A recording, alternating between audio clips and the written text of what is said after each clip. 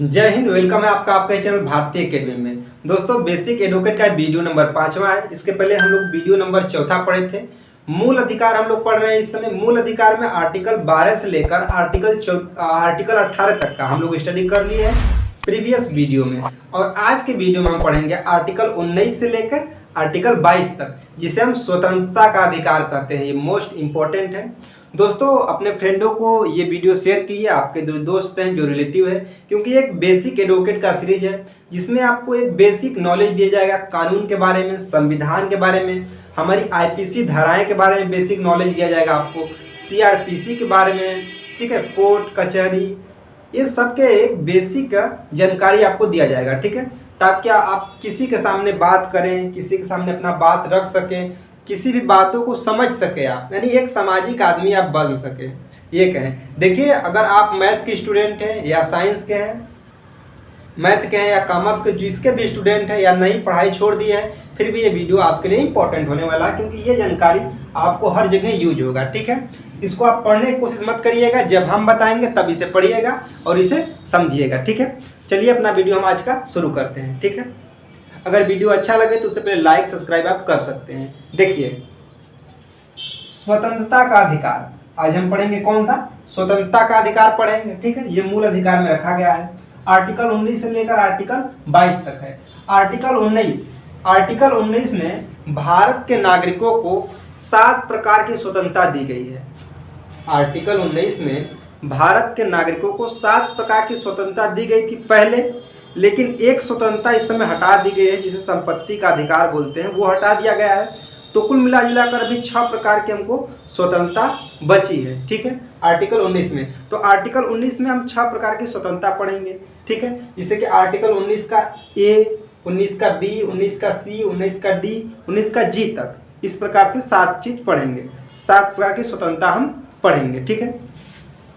देखिए, आर्टिकल 19 को ही संविधान का रीढ़ कहा गया है। संविधान का रीढ़ का मतलब कि ये बहुत ज़्यादा, आर्टिकल 19 जो है ये बहुत ही इंपॉर्टेंट है, बैकबोन ऑफ इंडियन कॉन्स्टिट्यूशन, ठीक है।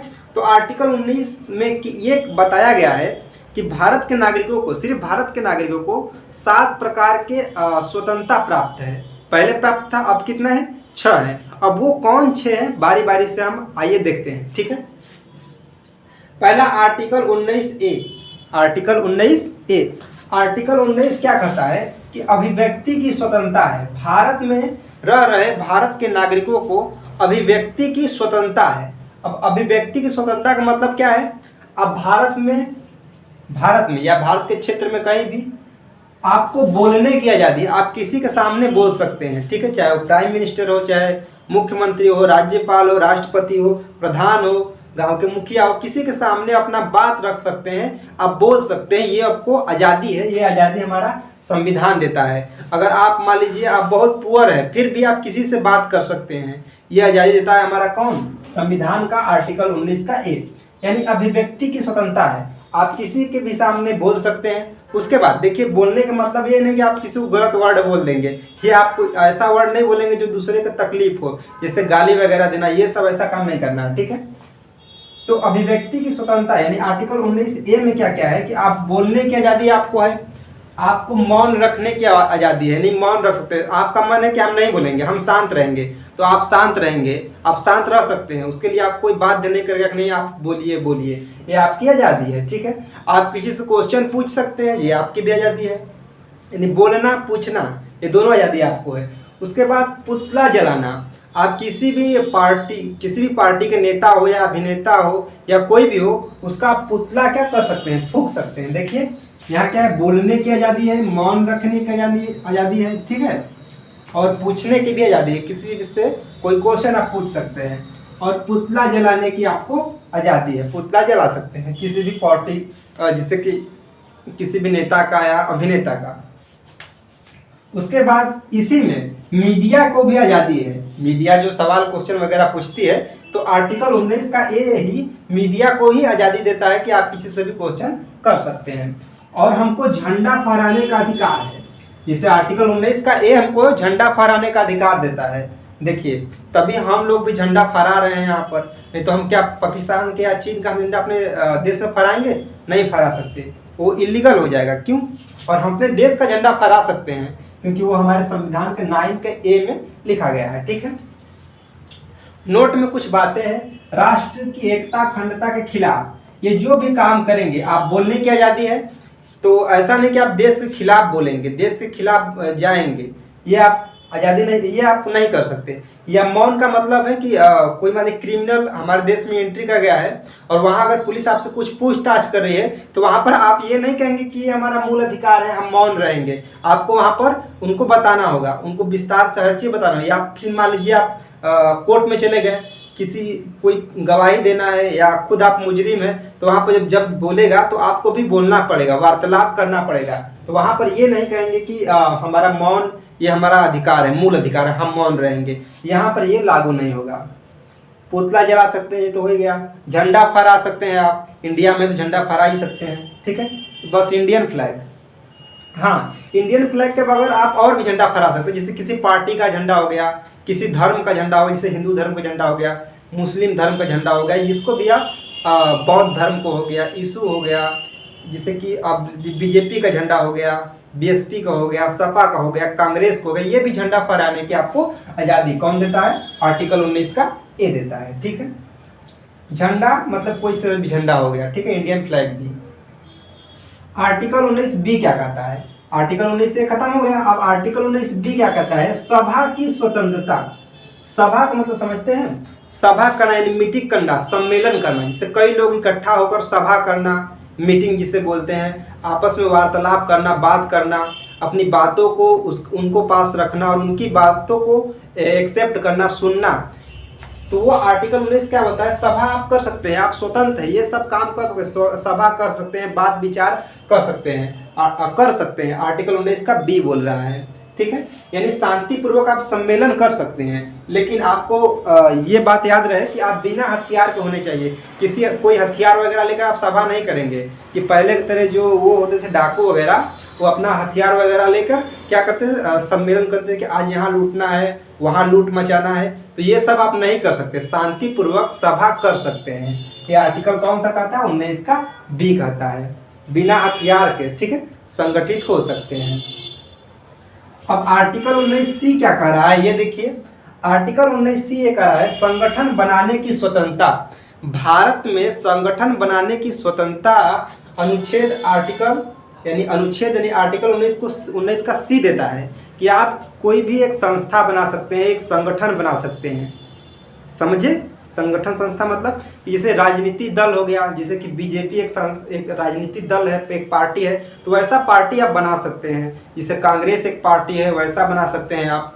बीएसपी एक पार्टी है, एसपी एक पार्टी है। ठीक है, और भी जितनी भी राजनीति दल के पार्टी हैं, तो पार्टी बनाने का आपका अधिकार है। आप कोई भी पार्टी, राजनीति दल के पार्टी बना सकते हैं या संगठन बना सकते हैं, व्यापार संगठन बना सकते हैं। ठीक है, मजदूर संगठन बना सकते हैं। लेकिन ये सब बनाएंगे, लेकिन वो पार्टी देश के खिलाफ नहीं होना चाहिए। पता चला कि आप ऐसा पार्टी बना दिए कि जो देश के खिलाफ ही काम कर रहा है, तो ऐसा आप काम नहीं करेंगे। जैसे देखिए आरएसएस एक पार्टी है, ठीक है, तो वो आप संगठन बनाएंगे, ठीक है, पार्टी बना सकते हैं। संगठन बनाने की स्वतंत्रता लिखा है ना, आप अपनी पार्टी यानी राजनीतिक पार्टी या व्यापार संगठन बना सकते हैं, व्यापार संगठन बना सकते हैं। अब आर्टिकल 19 का डी क्या कह रहा है? संचरण की स्वतंत्रता। ये है आर्टिकल 19 का डी कह रहा है संचरण की स्वतंत्रता, अर्थात हम भारत में कहीं भी घूम सकते हैं, भारत के राज्य क्षेत्र में हम कहीं भी घूम सकते हैं। ये आर्टिकल 19 का डी हमको बोलता है कि आप भारत में कहीं भी जाइए, घूमिए। देखिए इससे पहले जो गुजरात में मतलब कुछ यूपी के लोग थे, कुछ बिहार के लोग थे, तो बिहार के लोग और यूपी के लोग को मार मार के वहाँ से भगा दिया गया था, जो कि गलत है। आर्टिकल 19 का डी हमारा कहता है आप कहीं भी रह सकते हैं भारत के ही राज्य क्षेत्र में, भारत से बाहर नहीं। उसके वो हम अगले आर्टिकल में बात करेंगे, ठीक है। तो भारत में आप कहीं भी रह सकते हैं, कहीं भी क्या कर सकते हैं, घूम सकते हैं, लेकिन कुछ कुछ नियम है, कुछ जगह आप नहीं घूम सकते हैं। जैसे कि आप एयरपोर्ट पर घूमने ऐसे नहीं जा सकते हैं, ठीक है, जहाज़ वगैरह जहाँ उतरती है। और जैसे कि हमारे देश का बॉर्डर है, चाइना पाकिस्तान का बॉर्डर है, ठीक है, चाइना पाकिस्तान का बॉर्डर है, जिससे कि सटा है हम लोग का, इंडिया चाइना का बॉर्डर, इंडिया पाकिस्तान का बॉर्डर, तो बॉर्डर पे भी आप जाकर डायरेक्ट नहीं घूम सकते। जैसे इसरो का ऑफिस हो गया, DRDO का ऑफिस हो गया, तो आप तुरंत जाके वहाँ पर घुस नहीं सकते हैं कि हमें चारों ओर घूमने की स्वतंत्रता है, लेकिन कुछ जगह रोक है, ठीक है, वहाँ पर आप नहीं जा सकते, या जाएंगे तो किसी के परमिशन से वहाँ पर जाएंगे। तो ये आर्टिकल 19 का डी हमको क्या देता है, संचरण की स्वतंत्रता देता है, भारत में आप कहीं भी घूम सकते हैं, ठीक है। अब उसके बाद हम आर्टिकल आगे लिखते हैं। आर्टिकल ये कितना हो गया, 1 2 3 4 हो गया, यानी 3 और लिखना है, इसे मूव आउट कर दे रहे हैं। ओके, देखिए आर्टिकल 19 डी तक हम कंफर्म कर लिए। अब डी के बाद क्या आएगा, ई। तो आर्टिकल 19 का ई, तो आर्टिकल 19 का ई क्या कहता है कि निवास की स्वतंत्रता है। निवास मतलब क्या, आप भारत के राज्य क्षेत्र में कहीं भी जाके बस सकते हैं, जमीन लेकर कहीं भी आप क्या कर सकते हैं, बस सकते हैं, घर बना सकते हैं, ठीक है। उसके बाद आर्टिकल 19 का एफ क्या कह रहा है कि भारत के कहीं भी राज्य क्षेत्र में आप जमीन ले लिए, बस गए, तो वहां पर आप अपना संपत्ति रख सकते हैं, व्यापार कर सकते हैं, ठीक है, समझ रहे हैं। आप वहां पर क्या कर सकते हैं, संपत्ति अपना बना सकते हैं, जमीन वगैरह ले सकते हैं, ठीक है। लेकिन अभी इस समय ये जो संपत्ति का अधिकार इसे हटा दिया गया है, संपत्ति का अधिकार क्या कर दिया गया है, हटा दिया गया है। हम इसे बाद में देखेंगे, इसको छोड़िए, यहाँ पर आइए। आर्टिकल 19 का जी क्या कह रहा है, आर्टिकल 19 का जी ये कह रहा है कि आप व्यापार की आपको स्वतंत्रता है। ये संपत्ति का आप संपत्ति रख सकते हैं, ये व्यापार की स्वतंत्रता है, आप भारत में व्यापार कर सकते हैं। अब व्यापार का मतलब ये नहीं कि कालीन भैया की तरह कट्टों का व्यापार कर दे मिर्जापुर में, तो आप व्यापार इलीगल आपको नहीं, आपका इलीगल नहीं होना चाहिए, ठीक है, लीगल व्यापार होना चाहिए, इलीगल नहीं होना चाहिए, ठीक है। जैसे कि आप अफीम वगैरह हो गया, दारू गांजा, ये सब का आप व्यापार नहीं करेंगे, ठीक है, वो अच्छा होना चाहिए, व्यापार देश के हित में होना चाहिए। अगर उन सब चीज़ों का व्यापार करेंगे तो उनके लिए आपको परमिशन लेना होगा गवर्नमेंट से। तो 19 का ये क्या कर रहा है, निवास की स्वतंत्रता, आप भारत में कहीं भी जाके बस सकते हैं। 19 का यह क्या कर रहा है, आपको संपत्ति रखने का अधिकार है, लेकिन इसे भी हटा दिया गया है। और अगर जी की बात करें 19 का जी का, तो आप व्यापार कर सकते हैं, ठीक है। अब हम ये देख लेते हैं कि संपत्ति के अधिकार को हटा दिया गया, क्यों हटाया गया। 19F जो है, या हम आर्टिकल 19F या अनुच्छेद 19 भी कह सकते हैं, इसको इसलिए हटा दिया गया कि इसको हटाकर कानूनी अधिकार बना दिया गया। अब कब हटाया गया था, यहाँ पर देख सकते हैं 1978 में 44वें संशोधन द्वारा। उस समय PM कौन थे, मोरारजी देसाई थे, ठीक है। अब इसे हटा गया है तो इसे कहीं ना कहीं रखेंगे ना भाई, संपत्ति रखने का अधिकार सबके पास है, तो संविधान में होना चाहिए ना। अब यहाँ से निकालेंगे तो कहीं रखेंगे, तो इसे हम रख दिए संविधान के भाग 12 में आर्टिकल 30 का क में रख दिए, और इसे कानूनी अधिकार बना दिए।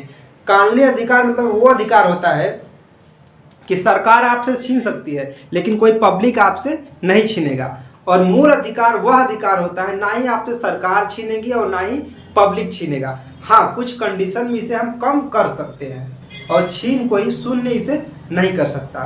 तो इसी के अनुसार ये जो संपत्ति का अधिकार, ये बहुत दिक्कत कर रहा था। जैसे बहुत दूर से और क्या बोला है, रेलवे लाइन बिछाती आ रही है, या बहुत दूर से वो हाईवे बनता आ रहा है, बीच में किसी का घर पड़ गया, मकान, तो वो नहीं देगा। वो बोलेगा अगर हम नहीं देंगे तो क्या वो बेंड करके मुड़ेगा फिर से रोड, तो बहुत दूर से बैंड करना होगा उसे, दूर से। इसमें गवर्नमेंट की बहुत ज़्यादा लागत आएगी, ठीक है, बहुत ज़्यादा पैसा लगेगा उसमें। तो इसकी वजह से उसका ज़मीन हम कीन लेंगे, लेकिन वो ज़मीन नहीं देना चाहेगा, लेकिन हम ज़बरदस्ती ले लेंगे। क्यों?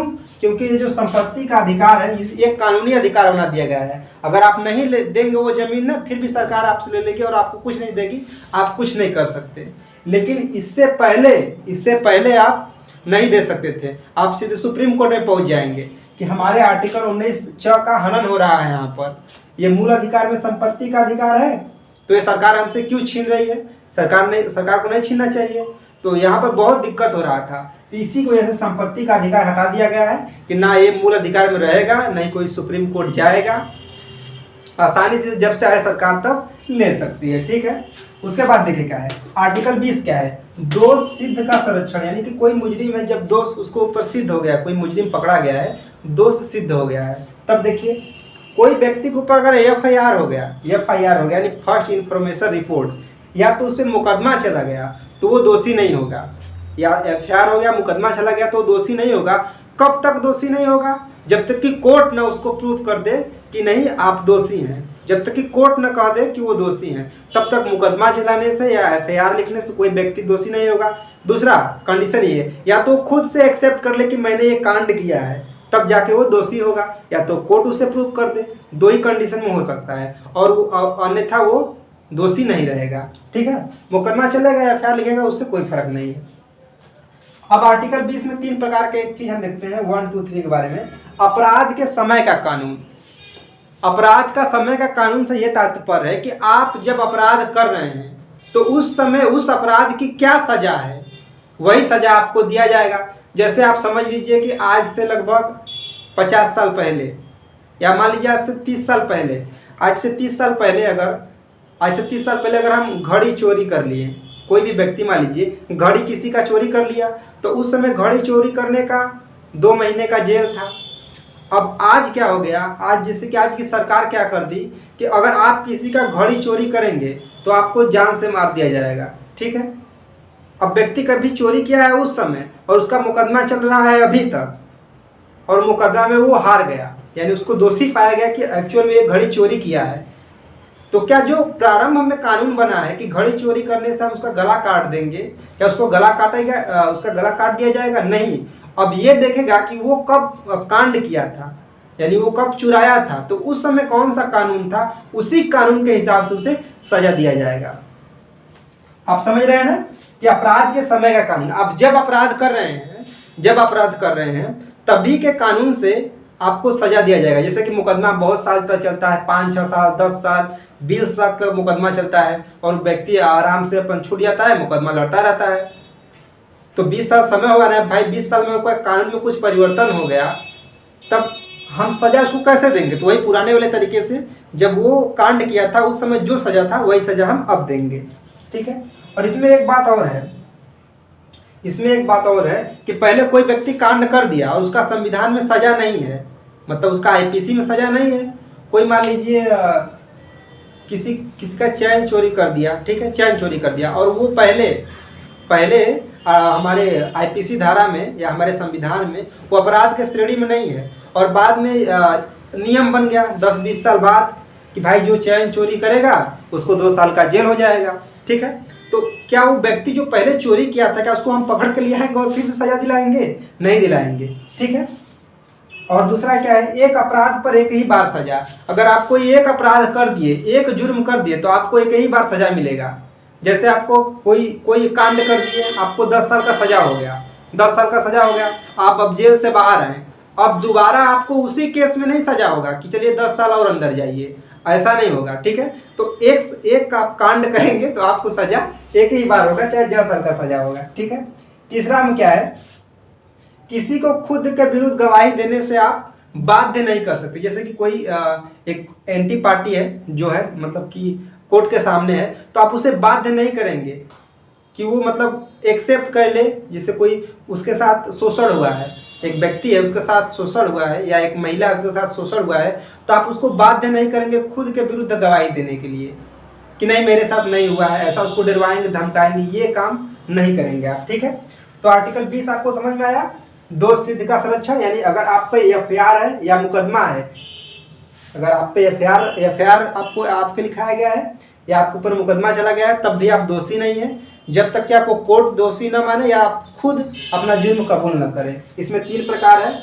अपराध के समय का कानून, आपको सजा तब दिया जाएगा जब आप कांड किए रहेंगे। ठीक है, दूसरा, एक अपराध पर एक ही बार सजा। एक अगर आप अपराध करते हैं उसका एक ही बार सजा मिलेगा, दोबारा आप जाइए, घर जाइए, आइए, कहीं भी दुनिया देश घूमिए, कोई दिक्कत नहीं है। ठीक है, तो ये आर्टिकल रहा 20। अब आर्टिकल देखते हैं 21 हम।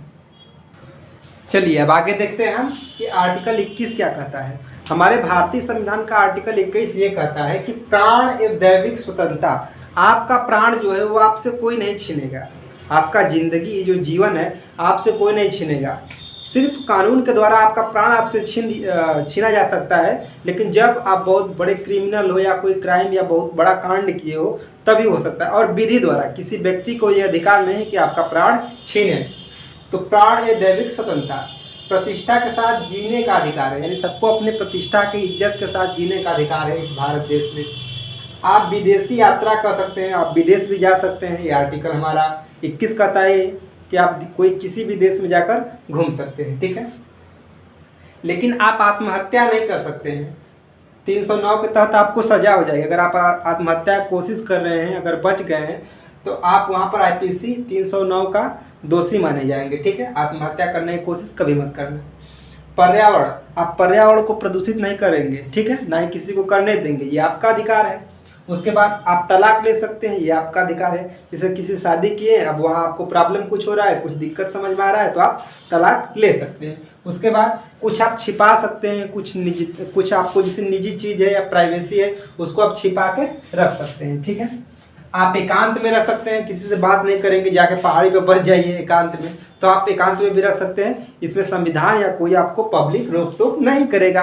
अब आर्टिकल क्या है 22, आर्टिकल 22 क्या कहता है, गिरफ्तारी से संरक्षण। जब किसी व्यक्ति को कोई पुलिस हिरासत में लेती है, गिरफ्तार कर लेती है, तब वो उस व्यक्ति को क्या क्या अधिकार है। पहले तो देखिए, पहला कार्य है, अगर कोई व्यक्ति अगर आपको गिरफ्तार करने आ रहा है तो आप रीजन पूछ सकते हैं कि भैया रीजन क्या है, या वारंट दिखाइए। पहला पूछेंगे आप रीजन क्या है, हमें क्यों गिरफ्तार करें, रीजन क्या है। अगर आपके ऊपर FIR लिखाया गया तो वो जो FIR है आप देख भी सकते हैं, फर्स्ट इंफॉर्मेशन रिपोर्ट जिसे बोलते हैं, FIR, ठीक है। या तो आप अपना वारंट देख सकते हैं, वारंट पुलिस दिखाएगा कि इसके तहत आपको गिरफ्तार कर लिया जाता है, ठीक है। ये दो काम आप करेंगे। जब पुलिस आपको गिरफ्तार करेगी, आप पूछ सकते हैं कि किस जुर्म में गिरफ्तार कर रही है, लेकिन आपको कार्ड जरूर बताएगी। और उसके बाद दूसरा में एक ये है कि बिना वारंट के गिरफ्तार कर सकती है। फिर पुलिस बिना वारंट दिखाए आपको गिरफ्तार कर सकती है, बिना कुछ दिखाए गिरफ्तार कर सकती है। वो दो आधार पर, अगर आप बहुत बड़े क्रिमिनल हैं, ठीक है, अगर आप क्रिमिनल है तब आपको बिना वारंट दिखाए वो आपको गिरफ्तार कर लेगी। दूसरा बात, कुछ किसी चीज़ का पूछताछ करना हो तब आपको पूछेगी नहीं या कुछ दिखाएगी नहीं, आपको तुरंत अरेस्ट कर लेगी, ठीक है। उसके बाद एक कंडीशन और हो सकता है कि मान लीजिए आप मुजरिम पहले रह चुके हैं और पुलिस को ये शंका हो गया कि यहाँ पर कांड कुछ होने वाला है, तो वो उससे पहले आपको अरेस्ट कर लेगा ताकि आप उसमें शामिल न हो जाए। अगर आप पहले से हैं तो वहाँ पर आपको वारंट वगैरह नहीं दिखाएगा, डायरेक्ट आपको गिरफ्तार कर लेगा, ठीक है। उसके बाद अगर मान लीजिए आप गिरफ्तार हो गए हैं तो 24 घंटा के अंदर वो अपने नज़दीकी जज के सामने आपको पेश करेगा, ठीक है। जैसे डिस्ट्रिक्ट कोर्ट है तो वहाँ पे पेश करेगा, हाई कोर्ट, सुप्रीम कोर्ट में। नज़दीकी कोर्ट जो है, दरअसल पहले तो डिस्ट्रिक्ट कोर्ट में ही जाएगा। कोई भी मुजरिम है तो वहाँ उसको 24 घंटा के अंदर पुलिस क्या करेगी, जज के सामने पेश करेगी। और मुजरिम को ये अधिकार है, पुलिस से आप फ़ोन लगा के बात कर सकते हैं अपने घर, ठीक है। उसके बाद वकील रखने का अधिकार है, कोई भी पुलिस अगर प्राइवेट वकील रख सकता है, ठीक है। अगर प्राइवेट वकील उसके पास पैसा नहीं है तो गवर्नमेंट उसे सरकारी वकील भी देगी कि आप सरकारी वकील से अपना वकालत करा सकते हैं। सरकारी वकील इतना अच्छा नहीं होता है, आप प्राइवेट वकील रख सकते हैं। तो ये गिरफ्तारी के संरक्षण है। जब पुलिस आपको गिरफ्तार कर लेगी तब आपका क्या क्या अधिकार है। अभी इसको हम बहुत डेप्थ में जाकर पढ़ेंगे, बहुत अच्छे से पढ़ेंगे। जब IPC धारा के बारे में पढ़ेंगे तब पढ़ेंगे। तब के लिए जय हिंद। लेकिन अब मैं जल्दी जल्दी वीडियो बनाऊंगा, 1 या 2 दिन के गैप पर ही वीडियो बनाऊंगा, क्योंकि मैं जल्दी वीडियो ये जो बेसिक एडवोकेट का है इसका पार्ट खत्म करके हम लोग जो पीछे पढ़ रहे थे फिजिक्स हमारा 12th का वो छूट गया है, हमें उसे कवर करना है। तो अब लगभग 2 या 3 दिन के बाद हर एक वीडियो अपलोड होगा, ठीक है। Thank you for watching this video.